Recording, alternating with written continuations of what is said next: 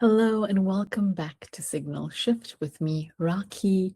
I have a bit of a cold that I'm recovering from, so please do bear with me today. In today's episode, I wanted to cover kind of part two of a discussion we had already started. So a few weeks back, I spoke about religion and AI and the concept of robo-clergy, and really the emergence of now this robo-clergy. And that was part one. And I wanted to continue this discussion with spirituality and religion, or domains that fall in there and that link with AI. So what we explored in that episode, right, in one aspect of spirituality is how we practice religion today. But another topic that I wanted to touch on today is this concept of digital immortality, or the kind of AI afterlife, right, which really looks at how AI is very truly, very dramatically changing our relationship with the end of life, with death.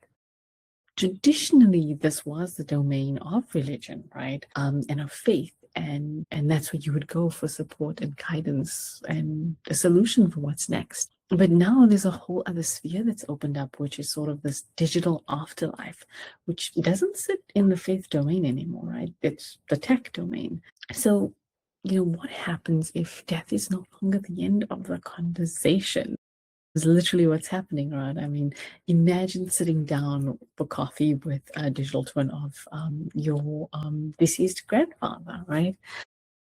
And this is AI that won't just like play recordings. It's not about capturing their memories as we've done in different forms throughout history. This is different, right? It literally could react to your day in very real time even. So being able to actually call your grandfather in a form, right? And when something big happens in your life, and to get his perspective and his advice, because this AI is probably trained on his thoughts, on his mental models, on any work he's done, on his diary for, for goodness sake, it's exactly what you'd put in there. So his thoughts, his ideas of the world, any teachings, right? All of that would be in there. So it's very much a replica of his mind. So ultimately what we're seeing here is that death is sort of getting an AI upgrade, and it seems to be a viable, possibly booming digital afterlife industry. It's known as grief tech, right? And it's all the technology and tools to support people with that process and that period and that grief. So previously we even spoke about things like estate planning, or if you're in transition, before your death, you can really use great AI planning tools, right, to help with that. And then of course these sort of AI simulations, I think maybe becoming more normalized, but it is a industry that's growing. So signal number one is around digital twins and the kind of disruption of this grieving process, right? So let's dig into that a little bit. So they're typically called grief bots or death bots. And they're AI generated voice and video avatars, right? They can even be text based. I think there's a company that simply is just doing chats, right? Which maybe is an easier, more familiar, less intrusive way to engage with these chatbots. But they are trained on the data of a deceased person, and they're typically created by the bereaved, right, as part of the grieving process, this inability to let go, right? So we're at the stage where it's typically somebody who's, departed already, and you do it. But they also services that allow you to create a digital twin of yourself while you are still alive. So it's a lot of pre-planning and thinking about this question, right? But why not create one for when you're gone, to have a sort of AI digital twin, okay? You would sign up for the service, it would provide some questions, you would answer them, you give it all this data about yourself, who you are, record stories, memories, thoughts in your own voice. Like I said, in your diary, right?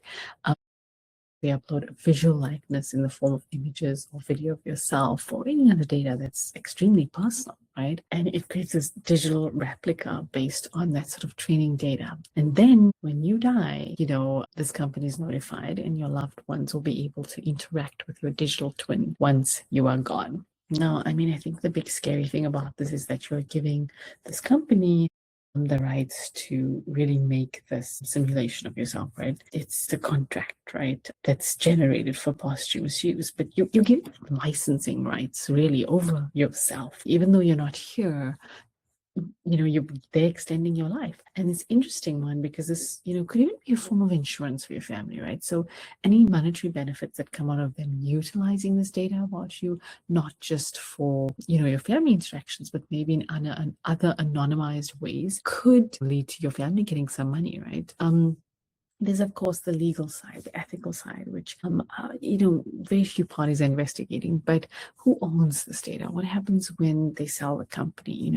What do they decide to do with your data? And can they simply decide to end your digital twin, not your family, not anyone else, their decision? In the case that it happens, what does it feel like for your family, right? What does it feel like for someone in your family to suffer this kind of loss again? So imagine that kind of scenario with the grandfather AI, and one day you can speak to his grandfather and you develop a dependence and reliance on it. A couple of days later, you can't. The person you almost experience the loss a second time around, right? So there's a question there, right? You don't have any say, you don't have any control, you don't have any power, okay, in who is keeping this sort of AI of you alive. And it's not a contract that you would enter into lightly, I would think. There's a lot to think about here. It can certainly help people. It can help people grieve, but it can also, make people get very dependent on it, and it can hurt the natural healing process, right? Knowing that someone isn't here, and we have to be okay with that it's a real philosophical quandary. But life needs death. We need the finality of it, the completion and the closure. It needs to be done right. It's life and death. One without the other just doesn't make sense. So we've been seeing all kinds of ways that we are playing both with life, the creation of life now, right? From the cryo freezing, cloning. I've seen things about now being able to reverse menopause, and now playing with death. It's all fascinating, but I think a reason why a philosophy PhD would be so useful in this time, is exactly these questions we face now is like the biggest questions of their kind, of their nature. Even if we've dealt with these questions before, it's always been at a very metaphorical and a very theoretical level. And now these things are very real in our lives. And being able to extend our digital selves beyond death is quite something. I think there's a lot of upsides. I think there's also a lot of downsides that we do not fully understand.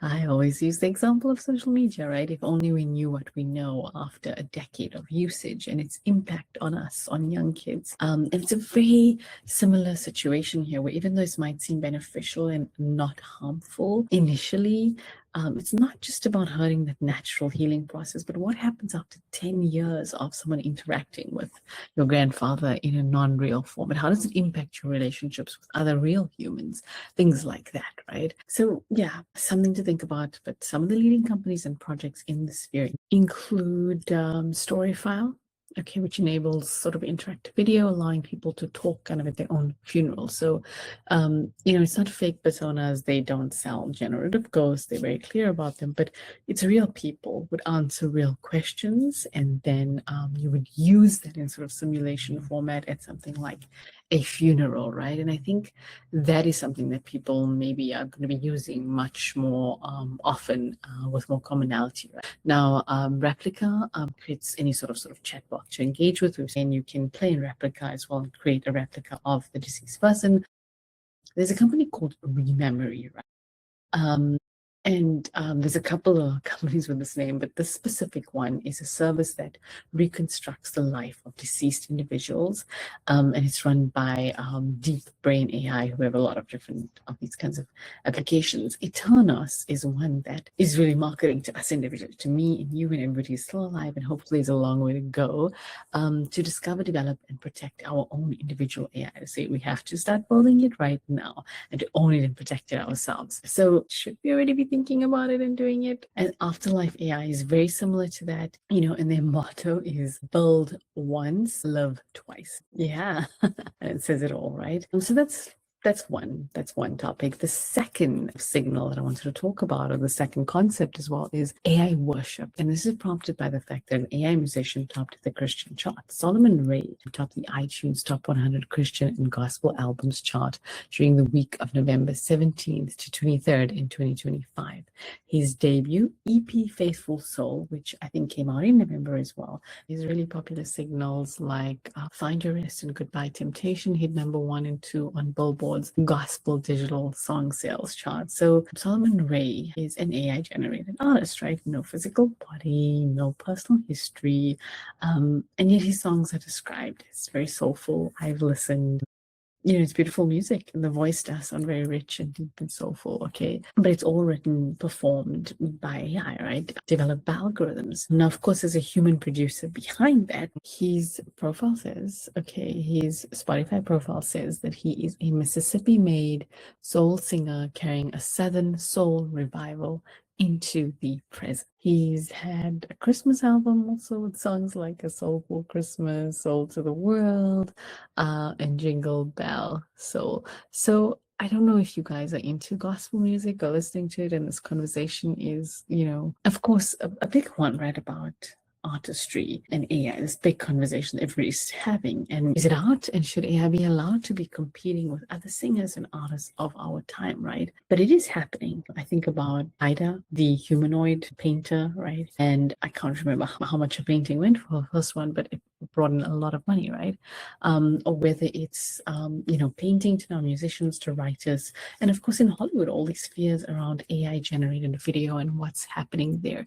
And this ongoing debate around, is it okay or not, right? Should we prevent it, stop it? I suddenly agree with people who think that things are moving very quickly, and we do need a pause. We need a pause so we figure these things out. I mean, it may be a little bit too late to pause now as well, but I still think this value in pausing is we as a society have to come together to question these things and have some sort of discussion really within our communities and societies, because this affects each and every one of us. These should be things we are all talking about, not just simply receiving kind of top down. But either ways, the question here, the bigger question is, it's beyond artistry, right? It goes even deeper than that, because now it's saying that this is a song of worship. It's a song that's a bridge between God and the human. And can a song actually be sacred if the singer is not human or literally doesn't have testimony, right? Solomon Ray has not had a struggle, and he's speaking to all these things, but he's speaking to all these things from a data perspective. Others' data, right? As somebody who's gotten it kind of secondhand, it's really like somebody hearing someone else's life story and struggle and making a song and singing about it. And sure, we have that, but I'm pretty sure we'd also have cancel culture around it if it wasn't their truth, right? We expect it to be somebody's own struggle, their own story. So yeah, whether one considers that wrong or right, it's just that's how it's historically been, right? The pain of the artist or the singer singing their own pain. And in many faiths, it's the power of the song, the hymn, comes from that artist's life and their struggle and their redemption, kind of their hero's journey. So whatever we may call it, it's about the pain we experience and then how we get through that, and inspiring other people. And a big part of that inspiration is that there's, another human behind who is going through the same thing that we connect with. So that's gone, right? Can this music really connect? But I mean, I heard the music. It sounds really good, right? Yeah, I think there's so many ways to think about this and argue this. And see this. Look, there's going to be AI artistry in all these spaces. I mean, it's already happening. It's not going to not happen. I don't think we exist in a world where that won't happen, right? As much as there's debates, and yes, we need pause and we need protection, but it is happening. It will happen.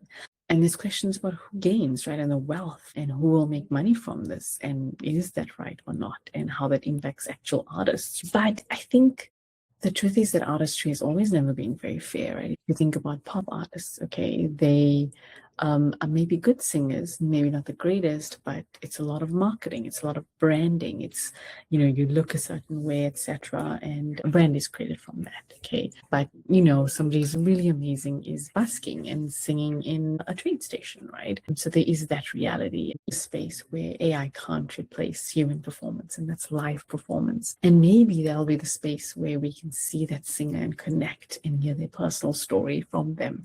And if anything, this maybe makes that market even bigger and cause a greater re-emergence of live music, smaller venues, and more local artists we actually get to know within our local communities. And sure, you can go online and you can get the very polished music from all kinds of artists, right? Whether it's pop artists or whether it's AI artists, you can get that kind of music there. But maybe it causes us to question, well, what is the value of the artist, right, or the singer, and to bring that back into our lives in a different kind of way. So I think it's going to have implications. And if a digital song, right, is still created by a human producer, he just used different tools, is that still not valid? He's still invoking emotions within you, just using different tools. But is the intent still to create goodness, right? Whether you had the story behind it or not, whether you're the artist or not. I don't know. That's another good question, though. I think we all are going to sit in different places with this. What we are comfortable with, and where we have a lot of discomfort, and what we're okay with, and not. But yeah, I just wanted to finish up this conversation around religion, robo-clergy, this AI afterlife, and yeah, that sits in the tech space now, right? And grief tech, and all these existential questions this brings up. So I think a question to take out of today's episode of Signal Shift is, if a machine can mimic our grief and our grace, what happens to the sanctity of the soul? So I will leave you with that question. I would love to know people's thoughts about this. Have you heard Solomon Ray's music? What do you think? Are you thinking of using any of these sort of afterlife, AI afterlife tools, these digital twins for when you're not here? Or are you thinking of doing it for somebody who's maybe elderly in your life and may not be around soon? Okay. What are the questions that are coming up for you? Like, how are you addressing that? Okay, as you grapple with these big questions, when you contemplate some of these choices. Thank you so much for being here, and I will see you again next week. Bye for now.